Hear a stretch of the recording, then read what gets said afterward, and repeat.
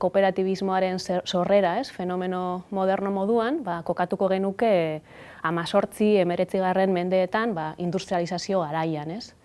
Orduko kooperatibistek eduki zuten begirada hartan, nolabait ulertzen zuten enpresa zela gizarte artikulatzeko nukleo fundamental bat. Eta orduan nolabait gizarte eraldaketa hasi behar zuela enpresako botere harremanak eraldatzetik.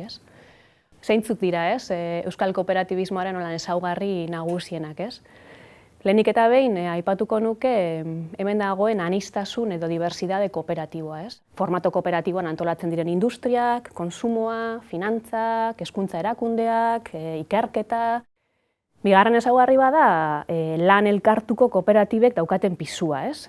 Enpresa horretako langileak bazkide dira, eta horrek esan nahi du langile eta jabe edo kojabe direla aldi berean.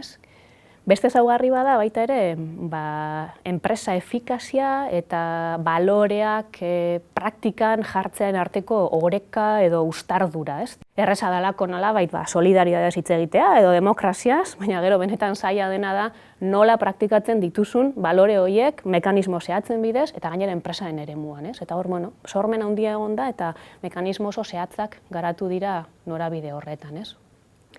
Eta azkenik, aipatuko neukena da, kooperatibak erakunde sustraitua direla. Kanpora badoaz, baina sustraiak bertan mantenduz eta bertako lanpostuak mantendu guran. Ikerketa terminoetan eta formazio terminoetan harreman estuan jarduten dugu kooperatibekin, gure inguruko kooperatibekin. Eta iruditzen zait kooperatibek badituztela euren erronkak eta euren argi ilunak, edozein mugimendu eta fenomenok bezala.